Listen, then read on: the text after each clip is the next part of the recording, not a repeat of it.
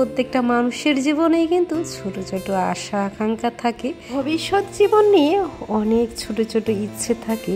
আর সেই ছোট ছোট ইচ্ছেগুলি যদি নিমিষের মধ্যেই চূর্ণ বিচূর্ণ হয়ে যায় তাহলে কিন্তু পুরো ভবিষ্যৎটাই অন্ধকার হয়ে যায়। জয় শ্রীকৃষ্ণ, রাধে রাধে, শুভ সকাল। সবাইকে কেমন আছো তোমরা? সবাই আশা করছি ভালো আছো, সুস্থ আছো। আমরাও আছি মোটামুটি ভালোই। একটা খুবই দরকারি জিনিস অর্ডার দিয়েছিলাম, এই দেখো চলে এসেছে। চলো এটা কি খুলে দেখি ঠিকঠাক আছে কিনা, তোমরাও দেখতে পারবে, আমিও দেখতে পাবো। তো আরও একটা নতুন ভিডিও নিয়ে চলে আসলাম। অনেক অনেক ভালোবাসা দিয়ে শুরু থেকে শেষ পর্যন্ত সাথে থাকার অনুরোধ রইল। আশা করি ভিডিওটা খুবই ভালো লাগবে। সকাল সকাল দেখো কি পার্সেল চলে এসেছে। তোমরা তো জানোই এখন আমি আতুর ঘরে আছি, এখন আমার ওষুধ চলছে। তো আমার মার কিন্তু খুবই কষ্ট হচ্ছে, তোমরা প্রতিনিয়ত দেখছো, কমেন্ট করছো। তো আমার মায়ের একটু কষ্ট কমানোর জন্য এই জিনিসটা আমি অর্ডার দিয়েছিলাম। এটা হয়তো বুঝতেই পারছো তোমরা কি। তো মা আমার এদিকে আমাকে সামলাচ্ছে, ওদিকে আমার মেয়েকে সামলাচ্ছে। এই কঠিন পরিস্থিতির মধ্যে আমার মাকে একটুখানি রেহাই দেওয়ার জন্য এই জিনিসটা আমি অর্ডার করতে বাধ্য হয়েছি। বেশি দাম নয়, তোমরা দেখতে থাকো, জিনিসটা খুবই ভালো লাগবে আশা করি। তো এই যে দেখো ইলেকট্রিক কেটেল, এটা কেটেলের মতো না কিন্তু অন্য রকম। এটাতে শুধু চা বা গরম জল নয়, এটাতে তুমি রান্নাও করতে পারবে, ম্যাগিও করতে পারবে, চাইলে তুমি ডিমও সিদ্ধ করতে পারবে, মানে অনেক কিছু কাজ করা যায় আর কি। এই যে বারবার গরম জল করে দাও, দুবেলায় এত এত গরম জল খেতে হচ্ছে আমার। প্রচুর তো জল খেতে বলেছে ডাক্তারবাবু, আর তার জন্য এখন তো ঠান্ডা জল খাওয়াও যাবে না, গরম করে ঠান্ডা করে তারপর খেতে হচ্ছে। তারপরে এই যে চা বানিয়ে দাও, মা কখন স্নান দান করে আসবে তারপর একটু চা বানিয়ে দিবে। আর সেই অপেক্ষায় থাকতে গেলে অনেকটা দেরি হয়ে যায়। তো আমি এখানে একটু লাল চা করে নিতে পারবো ঘরেই, একটু গরম জল করে নিতে পারবো, আর আমার মারও একটু অনেকটাই সুবিধা হবে। তো এবার একটু অন্য টপিকে কথা বলি। দুটো আলাদা কাস্টের মানুষ আমরা, ভালোবেসে বিয়ে করেছিলাম। অনেক আশা ইচ্ছে ছিল ছোট ছোট, যে বিয়ের পর সবারই যেমন থাকে, সন্তান হবে, সন্তানকে ভালো মতো করে মানুষ করব, বড় করব, পড়াশোনা শেখাবো, মানুষের মতো মানুষ করব। প্রত্যেকটা মানুষের যেমন এরকম ইচ্ছে থাকে তাদের সন্তান ভবিষ্যৎ নিয়ে, আমাদেরও তাই ছিল। বিয়ের পরই আমাদের মতো মা বাবাদের এইরকম বেবি জন্ম হওয়ার পরই কিন্তু জীবনটা একদম উল্টো দিকে ঘুরে যায়। জীবনের মানেটাই জীবন থেকে হারিয়ে যায়। প্রত্যেকটা মুহূর্তেই কিন্তু কঠিন লড়াই করে বাঁচতে হয় আমাদের। আর পরিস্থিতি মাঝে মাঝে এতটাই কঠিন হয়ে পড়ে সেটা আর বলার নয়। তবে এই পরিস্থিতি যতটাই কঠিন হোক না কেন, আমার মনে হয় ভিতরে ভিতরে আমরা পরিস্থিতির সাথে সাথে আরও শক্ত হয়ে উঠি, লড়াই করার ক্ষমতা আরও দ্বিগুণ হয়ে ওঠে। তো এই পর্যায়ে তোমাদের সাথে আরও কিছু কথা শেয়ার করছি। এর আগের ভিডিওতে আমার ইনফেকশন হয়ে গেছিলো, সেটা নিয়ে তোমরা প্রত্যেকেই চিন্তা করছো, তোমরা প্রত্যেকেই ভয় পেয়ে বলছো যে রেস্ট নাও। তোমার কিন্তু রেস্ট নেওয়া হচ্ছে না। বাড়িতে আসার পর থেকে তুমি খুবই কাজকর্ম করছো। তো একটা কথাই বলবো, বাড়িতে আসার পর থেকে এই জিনিসটা আমার হয়নি। দিন আমার সেলাই কেটেছিল, সেই দিনে কিন্তু আমি তোমাদেরকে বলেছিলাম যে আমার সেলাইয়ের এক জায়গার থেকে রস পড়ছে। তো সেটাই কিন্তু ইনফেকশন হয়ে গেছে। আগে এই সিমটমটা কিন্তু আগের থেকেই ছিল। তো তারপরে হচ্ছে আমার বাড়িতে আসার পর আমি একটু লড়াচড়া করছি। একটা মানুষ তো একদমই বেড রেস্ট থাকতে পারে না, আর এই সময়টা একদম শুয়ে থাকা সম্ভবই না। শুয়ে থাকতে গেলে, শুয়ে থাকার পর যখনই উঠি বা বসি বা একটু হাঁটাহাঁটি করি, একদমই যায় না, খুবই যন্ত্রণা করে জায়গাটা, কাঁথার জায়গাটা খুবই অস্বস্তি লাগে। তো আমার মনে হয় যারা যারা এই যেরকম সিজারে বাচ্চা নিয়েছো তারা এখনও পর্যন্ত ভুলুনি এই কষ্টটা। তো ভয়ে আমি শুয়ে থাকতাম না, চেয়ারে বসে থাকতাম, হেলান দিয়ে বসে থাকতাম। তো এখন যেহেতু আমার 16-17 দিন হয়ে গেছে, এখন আমার কাটা কিন্তু অনেকটাই শুকিয়ে গেছে, প্রায় বলতে পারো যে শুকিয়ে গেছে সেলাইয়ের জায়গা। কিন্তু ওই এক জায়গার থেকে জল বেরোচ্ছে, রস বেরোচ্ছে। ডাক্তারবাবুকে দেখিয়েছিলাম, ডাক্তারবাবু টিপে টিপে বলেছে যে এই রসগুলো বের করে দিতে হবে, নাহলে ভিতরে একদম আবার অনেক অসুবিধা হতে পারে। তো সেটাই আমি করছি। আর তোমরা অনেকেই বলেছো যে ড্রেসিং করবে, পারলে নার্স রাখো, আয়া রাখো। তো আমার মনে হয় আমি এইটুকু কাজ নিজেই খুব ভালোভাবে করতে পারবো। আর অনেকেই বলেছো জল লাগিও না, জল লাগিয়েছো নাকি, তোমরা চিন্তা করছো জল লাগার কারণে হয়তো এরকম হয়েছে। তো না গো, ডাক্তারবাবু বলেছে ভালো করে জল দিয়ে পরিষ্কার করবে, স্নান করবে, কোনো অসুবিধা হবে না, পরিষ্কার পরিচ্ছন্ন রাখবে। তো ডাক্তারবাবুর হলো এই কথা।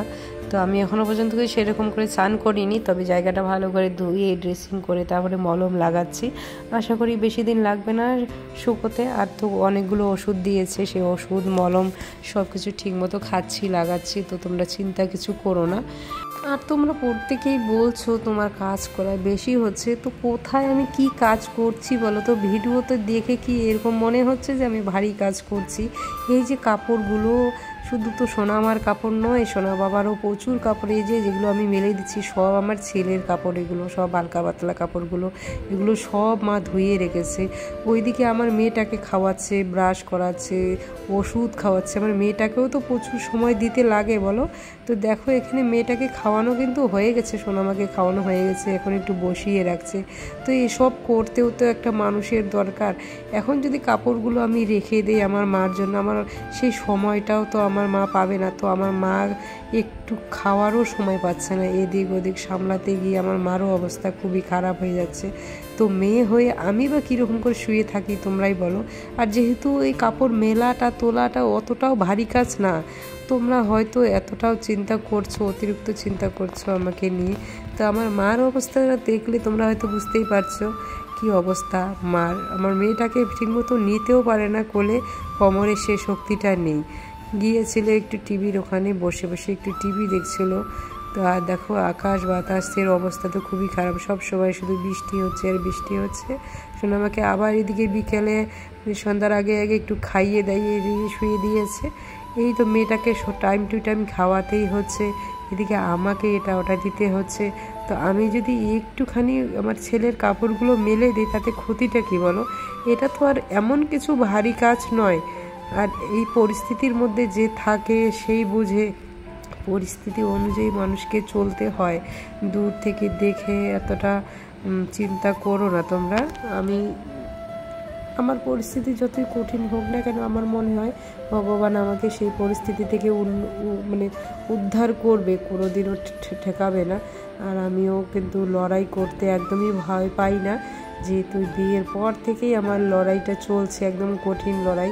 আমি ভবিষ্যতের কথা চিন্তা করি না, বর্তমানটা নিয়ে চিন্তা করি যে বর্তমানটা কি করে আমি চালাবো। হয়তো আমি একটু বেশি বলে ফেললাম, না বললেও হবে না, তোমরা একটু বুঝতে পারবে না হয়তো। আমাদের মতো মারা যারা আছে, আমরা প্রত্যেকটা মুহূর্তে কঠিন লড়াই করে বাঁচি, প্রত্যেকটা মুহূর্তে পরিস্থিতি অনুযায়ী কাজকর্ম করি। তো দূর থেকে কি বলবো বলো, তোমরা যদি কাছে এসে দেখতে তাহলে কিন্তু বুঝতে পারতে। এদিকে একটু যদি আকাশটা ভালো করছে, পরক্ষণেই বৃষ্টি হচ্ছে। একটুখানি হালকা পাতলাগুলো শুকিয়েছিল, সেগুলো ওই যে ওদিকে দিয়ে দিয়েছি মেলে, একটু ফ্যানটা চালিয়ে রাখলে কিন্তু শুকিয়ে যাবে। আর এদিকে ভিজেগুলো সব চেয়ারের মধ্যে জমা করে রেখেছি। তোমরা প্রত্যেকেই বলছো এই কথাও যে ভিজা জামা কাপড় মেলবে না, তো ভিডিওর মধ্যে কিন্তু আমি বলে দেই। জানি না কে কীরকম করে ভিডিও দেখে, ভিডিও মনোযোগ সহকারে দেখে কি না, শুনে কি না। তো আমি আবার বলছি যে আমি একদম ভেজা জামা কাপড় মেলি না, যেগুলো হালকা ড্যাম থাকে সেগুলোই মেলে দিই। আর ভেজাগুলো একদম জমা হয়ে থাকে চেয়ারের মধ্যে, জমা করে রেখে দিই। আর ইনফেকশনের কথাই যদি বলি তাহলে শুধু আমার না, এখানে ডাক্তার দেখাতে গিয়েছিলাম, সেখানেও অনেক কয়েকজনের মুখে মুখে শুনছি। আমাদের পাশের বাড়িতে এক দিদিরও হয়েছিল, তারপরে কমেন্টেও অনেক দিদিভাই বলছে যে আমারও এরকম হয়েছিল, চিন্তা করো না, ওষুধ খাও, মলম লাগাও, সব ঠিক হয়ে যাবে। তাহলে তাদের কি হলো বলো? তো দেখো এখন পরলাম চুড়িদার, আজকে আর কাপড় পরিনি। কালকে যে কাপড়টা পরেছিলাম ওটা ধুয়ে দেওয়া হয়েছে কিন্তু শুকায়নি। দেখো আমিও রেডি, এদিকে গাড়ি চলে আসবে এখনই। আর এদিকে আমার সোনাকেও এখন রেডি করে নিই, রেডি আর কি, ওকে এখন তুলে নেবো, রেডি রয়েছে। প্রত্যেকটা দিন ডাক্তার ডাক্তার আর ভালো লাগছে না, ডাক্তার যেন আর পিছু ছাড়ছে না। এর আগের ভিডিওতে দেখেছিলে যে আমি এসেছিলাম ডাক্তারের কাছে, আজকে ছেলেটাকে নিয়ে যাচ্ছি। যেহেতু 15 দিন পার হয়ে গেল, এখনও পর্যন্ত চেক আপ করানো হয়নি। আর ডাক্তারবাবুকে পাওয়াও যায় না, সপ্তাহে একদিন বসে, তার জন্য এই আজকে নিয়ে আসা হলো। এসেছে কিন্তু সোনামার বাবুও, ডাক্তার কিন্তু আসেনি এখনও পর্যন্ত। আমরা গাড়িতে বসে রয়েছি। আর দেখো ওইদিকে কিন্তু বৃষ্টি হচ্ছে। আর দেখো তোমাদেরকে দেখাই, এই যে চেম্বারে কত সুন্দর রাধা কৃষ্ণের মূর্তি। সবার উপরে ভগবান, তার উপরে কিন্তু কেউ নেই।